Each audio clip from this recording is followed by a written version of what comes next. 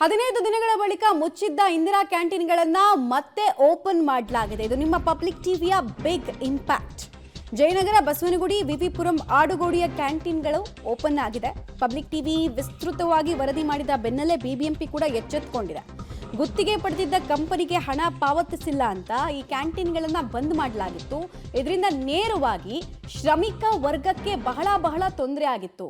15 ದಿನಗಳಿಂದ ಇಲ್ಲಿ ಊಟ ಸಿಗದೆ, ತಿಂಡಿ ಸಿಗದೆ ಶ್ರಮಿಕ ವರ್ಗ ಅಂತ ಇದೆಯಲ್ಲ, ದೊಡ್ಡ ಹೋಟ್ಲ್ಗಳಿಗೆ ಹೋಗಿ ಅಫೋರ್ಡ್ ಮಾಡೋಕ್ಕಾಗದಿರೋ ವರ್ಗಕ್ಕೆ ಬಹಳ ತೊಂದರೆ ಆಗಿತ್ತು. ಈಗ ನಮ್ಮ ವರದಿ ಇಂಪ್ಯಾಕ್ಟ್ ಆಗಿದೆ. ಸಿದ್ದರಾಮಯ್ಯನವರ ಕನಸಿನ ಕೂಸು ಇಂದಿರಾ ಕ್ಯಾಂಟೀನ್ ಬೆಂಗಳೂರು ದಕ್ಷಿಣ ಭಾಗದಲ್ಲಿ ಹಳ್ಳ ಹಿಡಿದಿತ್ತು. ಕಾರಣ ಅನೇಕ ದಿನಗಳಿಂದ ಅವರಿಗೆ ಗುತ್ತಿಗೆಯನ್ನು ಪಡೆದಿದ್ದಂಥ ಕಂಪ್ನಿಗೆ ಹಣ ನೀಡಿರಲಿಲ್ಲ ಅನ್ನುವಂಥ ಕಾರಣಕ್ಕಾಗಿ ಸದ್ಯ ಊಟವನ್ನು ಕೊಡುವಂಥದ್ದನ್ನು ಕಳೆದ 15 ದಿನಗಳಿಂದ ಹೆಚ್ಚು ಕಾಲ ನಿಲ್ಲಿಸಲಾಗಿತ್ತು. ಸದ್ಯ ಈಗ ಓಪನ್ ಆಗಿದೆ. ಈ ಬಗ್ಗೆ ಸಂಕ್ಷಿಪ್ತವಾಗಿ ಮೊನ್ನೆ ಅಷ್ಟೇ ಪಬ್ಲಿಕ್ ಟಿವಿ ಸುದ್ದಿಯನ್ನು ಪ್ರಸಾರ ಮಾಡಿತ್ತು. ಗಮನಿಸ್ತಾ ಇದ್ರಿ, ವಾರ್ಡ್ 153 ಜಯನಗರ ಇದೇ ಇಂದಿರಾ ಕ್ಯಾಂಟೀನನ್ನು ರಾಹುಲ್ ಗಾಂಧಿ ಅವರು ಉದ್ಘಾಟನೆಯನ್ನು ಮಾಡಿದರು. ರಾಹುಲ್ ಗಾಂಧಿ ಅವರು ಉದ್ಘಾಟನೆ ಮಾಡಿದಂಥ ಇಂದಿರಾ ಕ್ಯಾಂಟೀನ್ನ ಪರಿಸ್ಥಿತಿ ಹೇಗಿದೆ, ನಿಂತೋಗಿದೆ.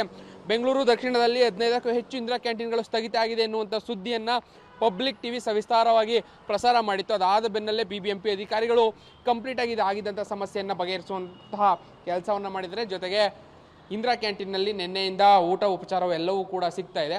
ನಿನ್ನೆಯಿಂದ ಮತ್ತೆ ರೀಓಪನ್ ಆಗಿರುವಂಥದ್ದು.